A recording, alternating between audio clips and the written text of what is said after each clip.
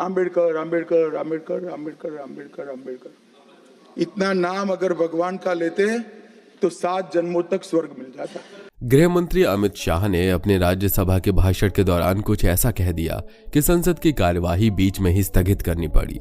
उन्होंने अपने बयान से न केवल अंबेडकर का कथित अपमान किया, बल्कि उन्होंने अंबेडकर के प्रति झूठ भी फैलाया। अपने भाषण में उन्होंने अंबेडकर से जुड़ी कुछ ऐसी बातें कही जिनका वास्तव से कोई लेना देना नहीं है। यकीन नहीं होता तो वीडियो को अंत तक देखिए। पूरा वीडियो देखने के बाद आप भी ये सोचने पर मजबूर हो जाएंगे कि क्या सच में अंबेडकर के बारे में बोलना ये सही है। आज हम बात करेंगे अमित शाह के उस भाषण की जिसके बारे में अब पूरा देश जान चुका है। कांग्रेस पार्टी कैसे कथित तौर से बाबा साहेब अंबेडकर को नकारती रही, इस बात को साबित करते करते अमित शाह कुछ ऐसा बोल गए जिसका परिणाम अब शायद दीर्घकालीन होगा। लेकिन आज बात सिर्फ इस 12 सेकंड के क्लिप की नहीं होगी। इसके बाद भाषण में गृह मंत्री ने कई बातें BR अम्बेडकर के बारे में ऐसी कही जो कि लोगों के होश उड़ा देने वाली थी। आइए एक एक कर इन पर से पर्दा उठाते हैं। संसद में केंद्रीय गृह मंत्री अमित शाह के संविधान पर चर्चा के दौरान एक लंबे भाषण के इस छोटे से अंश को लेकर ऐसा हंगामा हुआ कि संसद की कार्यवाही बीच में ही स्थगित करनी पड़ी। इस बयान में अंबेडकर का अपमान देख रहे हमलावर विपक्ष को जवाब देने के लिए अमित शाह ने बुधवार को प्रेस कॉन्फ्रेंस की, जिसमें उन्होंने कहा कि जिन्होंने जीवन भर बाबा साहेब का अपमान किया, उनके सिद्धांतों को दरकिनार किया, सत्ता में रहते हुए बाबा साहेब को भारत रत्न नहीं मिलने दिया, आरक्षण के सिद्धांतों की धज्जियां उड़ाई, वे लोग आज बाबा साहेब के नाम पर भ्रांति फैलाना चाहते हैं। इसके अलावा उन्होंने कांग्रेस पर उनके बयान को गलत तरीके से पेश करने का भी आरोप लगाया। उन्होंने कहा, कांग्रेस कल से तथ्यों को तोड़ मरोड़ कर पेश कर रही है, जिसकी मैं घोर निंदा करता हूं। मैं हमेशा अंबेडकर के रास्ते पर चला हूं, मैं उनका कभी भी अपमान नहीं कर सकता। कांग्रेस BR अम्बेडकर विरोधी है, यह आरक्षण और संविधान के खिलाफ है।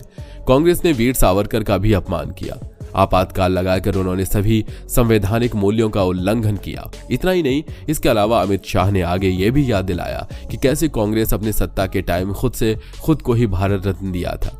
नेहरू ने 1955 में, इंदिरा गांधी ने 1971 में खुद को भारत रत्न दिया।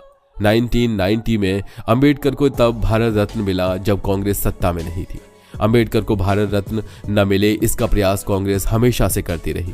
कांग्रेस ने अंबेडकर के न रहने के बाद उन्हें हाशिए पर धकेलने का भी पूरा प्रयास किया था।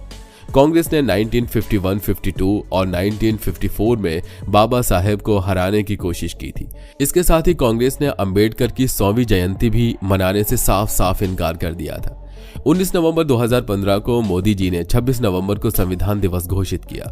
2018 में मोदी जी ने महापरिनिर्वाण स्थल पर अंबेडकर स्मारक का उद्घाटन किया। एक दलित मां का बेटा जन्म से जीवन तक सिर्फ यातनाएं झेली, अपमानित होता रहा।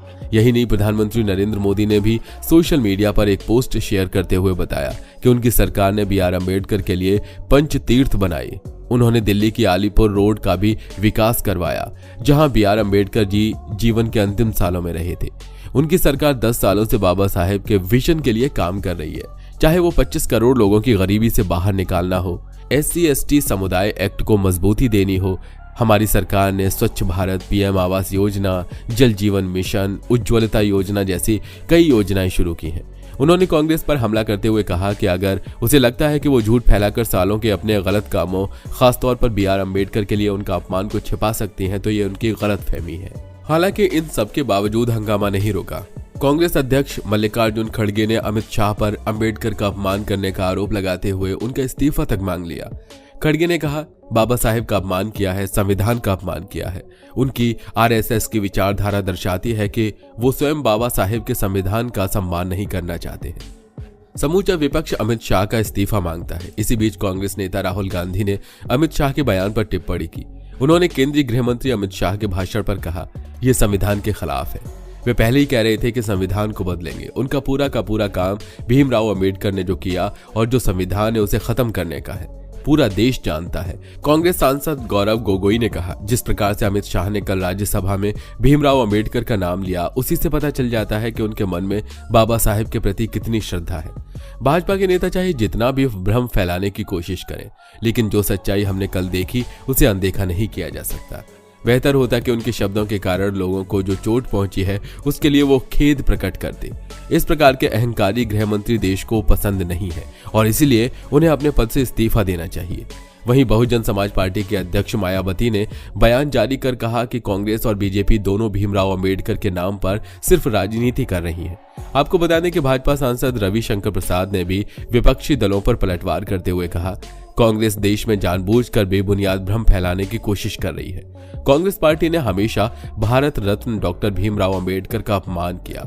नेहरू जी के समय की सारी बातें रिकॉर्ड पर हैं। आज अमित शाह ने विस्तार से राज्यसभा के भाषण में इनके द्वारा भीमराव अंबेडकर के खिलाफ चलाए गए षड्यंत्र का पर्दाफाश किया है। कांग्रेस पार्टी ने सदा डॉक्टर भीमराव अंबेडकर का अपमान किया है। कांग्रेस पार्टी का चेहरा बेनकाब हो गया है, इसलिए वो लोग गुस्से में है और अमित शाह के पूरे वक्तव्य को तोड़ मरोड़ कर उसका मिथ्याकरण कर रहे हैं। वैसे दोस्तों, इस हंगामे के बाद जब अमित शाह के भाषण की पूरी वीडियो निकाली गई तो सच्चाई कुछ और ही निकली। ये बात सच है कि सोशल मीडिया पर आधी ही क्लिप वायरल की जा रही है। दरअसल उन्होंने उस भाषण के दौरान पहले ये कहा कि अभी एक फैशन हो गया है, अंबेडकर अंबेडकर अंबेडकर। इतना नाम अगर भगवान का लेते तो 7 जन्मों तक स्वर्ग मिल जाता है। फुल वीडियो में इसके आगे का हिस्सा है जिसमें अमित शाह कह रहे हैं, हमें तो आनंद है कि अंबेडकर का नाम लेते हैं। अंबेडकर का नाम आप 100 बार ज्यादा लो, परंतु साथ अपने अंबेडकर जी के प्रति आपका भाव क्या है ये मैं बताता हूँ। अंबेडकर जी ने देश की पहली कैबिनेट से इस्तीफा क्यों दे दिया?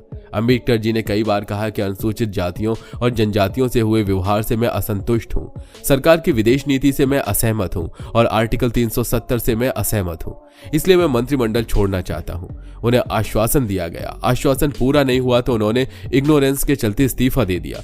वैसे दोस्तों, आपको बता दें कि भारतीय जनता पार्टी के बारे में लंबे समय तक कहा जाता रहा है कि ये ब्राह्मणों और बनिया की पार्टी है, लेकिन बीजेपी ने पिछले 1 दशक के कामों पर नजर डालें तो हमें देखने को मिलता है कि बीजेपी ने अपने इस पहचान से आगे जाकर हिंदू की समाज की दूसरी जातियों को भी जोड़ने में कामयाबी हासिल की है। बीजेपी की कोशिश रही है कि जातीय पहचान की राजनीति हावी न हो और बहुसंख्यक हिंदुओं की धार्मिक पहचान की राजनीति मजबूत हो। वैसे दोस्तों, अमित शाह के इस बयान पर राजनीतिक शोरगुल के बीच ये सवाल भी उठा है कि क्या ये बयान बीजेपी को राजनीतिक नुकसान पहुंचा सकता है। विश्लेषक मानते हैं कि इसका कोई बड़ा राजनीतिक नुकसान होगा, ऐसा प्रतीत नहीं होता है। अंबेडकरवाद और दलित समाज एक दूसरे के लिए है, लेकिन व्यवहारिक रूप से अगर देखा जाए तो अंबेडकरवाद पर चलने वाले दलितों की संख्या बहुत कम है। ये दलित आबादी का एक छोटा हिस्सा है। ऐसे में अमित शाह के इस बयान का व्यापक दलित आबादी पर कुछ खास असर होगा, इसकी संभावना कम ही है। अंबेडकर के प्रति श्रद्धा सभी दलितों में है, लेकिन उनके नाम पर वोट कितना प्रभावित होते हैं ये देखने की बात होगी। स्वयं अंबेडकर को अपने जीवन में राजनीतिक सफलता नहीं मिली थी। कुछ दिनों के राजनीतिक शोरगुल से यह मुद्दा नहीं बनेगा। अंबेडकर के विचारों को व्यापक राजनीतिक मुद्दा बनाने और इस पर बीजेपी को घेरने के लिए और जमीनी प्रयास करने होंगे। तो दोस्तों, आपको क्या लगता है, कौन अंबेडकर के नाम पर राजनीति कर रहा है, बीजेपी या कांग्रेस? अपनी राय नीचे कमेंट में जरूर दें। अगर आपको ये वीडियो पसंद आया हो तो इसे लाइक करें, चैनल को सब्सक्राइब करें और बेल आइकन दबाएं ताकि आपको हमारे सभी नए वीडियो की नोटिफिकेशन सबसे पहले मिले। मिलते हैं अगले वीडियो में एक और दिलचस्प मुद्दे के साथ। धन्यवाद।